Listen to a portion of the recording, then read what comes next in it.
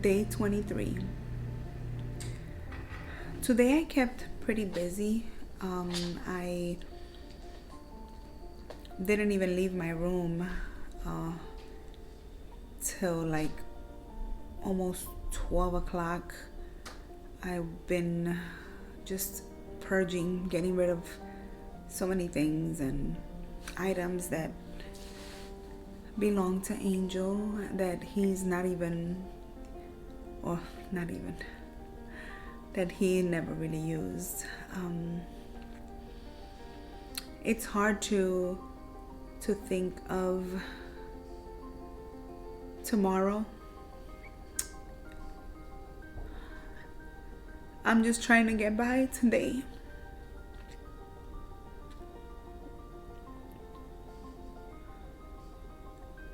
I posted this morning, that weekends are very lonely.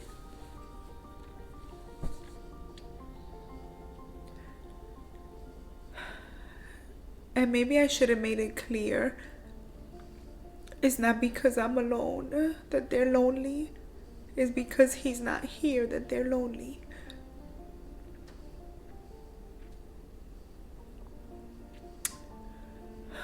But today I was talking to one of my friends, and I just wanted to share with her how God has allowed me to feel Angel's love even after he's gone, Angel and I were talking about me trading in my car.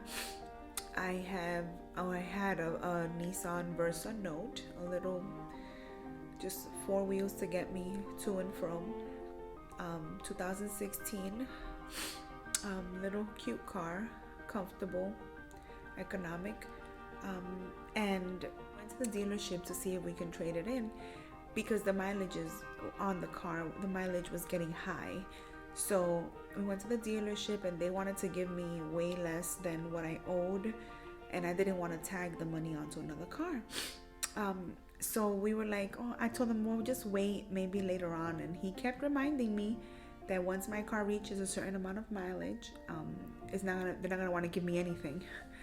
And I kept telling him, yes, I know, I'll go. When he was in the hospital, I received mail, and I had a flyer from one of the dealerships in the area to go, and that they want to give me more money than what the car was, than what I owed for my car. So I put that flyer on the side, and I said, I'll go later on, I'm busy with the hospital and Angel and everything. So I didn't call them or anything. But after Angel passed away, one day I was home before his viewing on December 29th. I was home and I was going through the mail that I had received, and in that same pile I had left that flyer.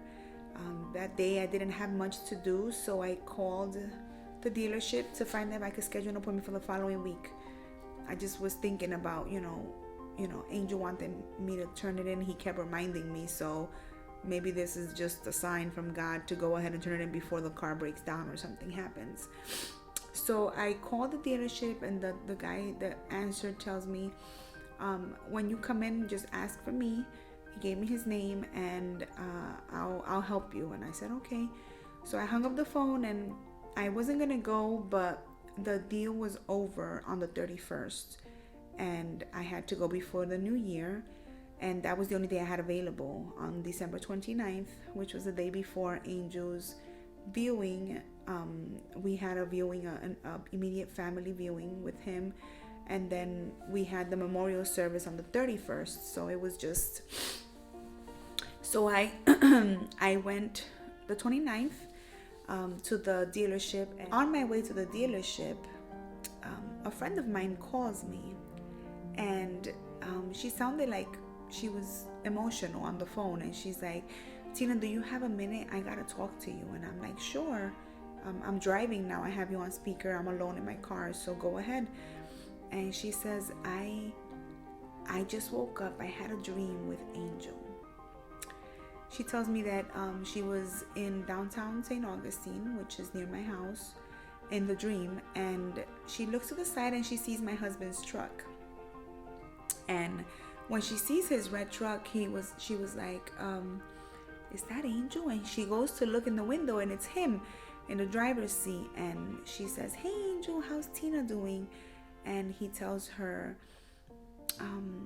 come inside my truck, I gotta tell you something. So she goes in the truck, and he says, in the dream, he tells her, I need you to get a message to Tina. I can't tell her myself, because if she sees me, she's gonna get too emotional. He tells her, I need you to tell her that I'm okay. I need you to tell her that I'm not in pain anymore. And I need you to tell her that I'm with God. And I know God told me that everything is going to be okay with her. Tell her not to worry. Tell her that her and the kids are going to be fine. And I'm okay. And tell her that I love her and that I know that she loves me too. And right there, my friend woke up, and she was like, it felt so real that she thought it happened. And she called me. And so as she was telling me this, I was crying. I get to the dealership. I asked for the guy that I spoke to on the phone, and they brought me over to him. And he asks me, hey, how can I help you today? And I got emotional again, and I started crying. And I told them, I'm here because I want to trade in my car, but I want to know how much you'll give me for it. I don't want to tag any money on to the other car, and this is the flyer that I received in the mail, that you'll give me more money than what I actually owe, which is something that I'll be, looking to do. I also told them what type of car I was looking for. I wanted 4-cylinder Toyota or a Honda, newer than 2016. And he was like, okay, well, let's look for it. So we're starting to look around for the car. We're looking, and he's showing me different cars, and I'm emotional and I'm crying. And I told him, I'm sorry, I'm emotional today. My husband passed away, and this is the first time I've done this without him. For 21 years, we've always gone to purchase a car together. So it's the first time I'm doing this, and there was nothing else. I was just very emotional. And he tells me, don't worry about it. I'm going to help you. I'm going to help you. So we're looking around. Everything I see, I didn't even want to get out of the golf cart. I was like, no, that's okay. No.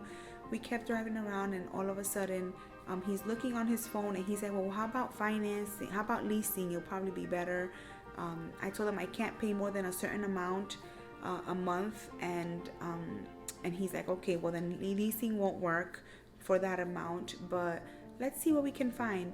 And he's looking through the specs on his phone to see if anything came in, and then he called the front office, and they said that a car had just been dropped off, and he looks for the specs of it, and they're like, they haven't detailed it yet. It's still like literally dropped off. He's looking for it, and he tells me, okay, well, it's a Toyota Camry, a 2020. It is the mileage is under 7,000 miles, so it's practically new. Let's find it. And then we're looking for the car, looking for it, and we couldn't find it because they didn't know where they had left it, because they had just been dropped off. And all of a sudden, we see the car, and it's a red car. Once I saw it, I just knew my husband's truck is red, and his favorite color is red. So I just knew God was trying to just let me know, listen, this is the car, this is the opportunity. I started crying, and I didn't even want to go for a test drive, but I went on a test drive with him. I spoke with him in the car, and I told him, I'm sorry, I told you my husband passed away, but he just passed away a few days ago, and this is really hard for me. Tomorrow's his viewing, and the day after that is the memorial service. So I really wanted to do this next week, but I know for a fact that this is going to be the car. The guy tells me, he says, I just want to let you know that I'm a pastor. When you called earlier, I felt in my heart from God that I was to help you.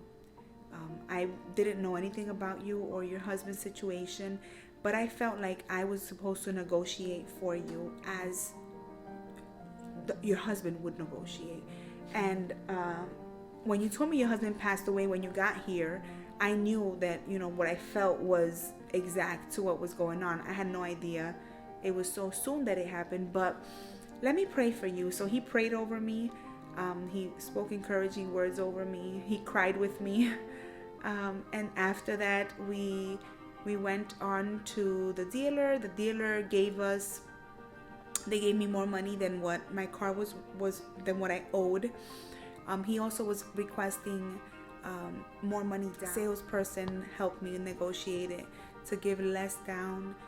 I got a gap insurance, free oil and tire rotation for 45,000 miles. I got 100,000 miles certified. It was just perfect. It's like a brand new car. And I believe and I know for a fact that this was from God. I know that God was with me, and it's just a small testimony as to what God's greatness and his goodness can and will do for our lives if we trust in him. It sucks that that Angel's gone and that he's not part of this, but I know that God is letting me know and letting me feel that he is a part. It is because of him, and I'm so grateful. I'm so grateful for that, and all I want to let people know is sometimes good things happen to us and we're so stuck in our wallowing in our issues and in our pain and in our grief that we just consider it a coincidence, and we don't even acknowledge that it is God that has helped us. And in a moment like this, I said it yesterday and I'll say it again, you have to feed your faith and starve your fear, and you have to see beyond. You have to see in the stillness when God is talking and when God is working and when God is doing for you and your family. And I just wanted to share that. You can see I haven't even fixed myself at all today.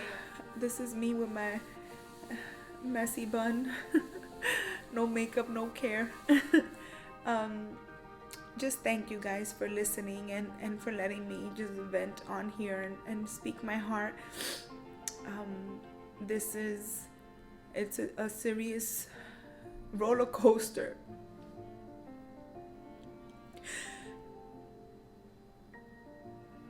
And it's hard.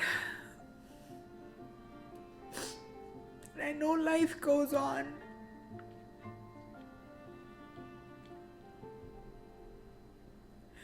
I know life goes on, but this is so hard.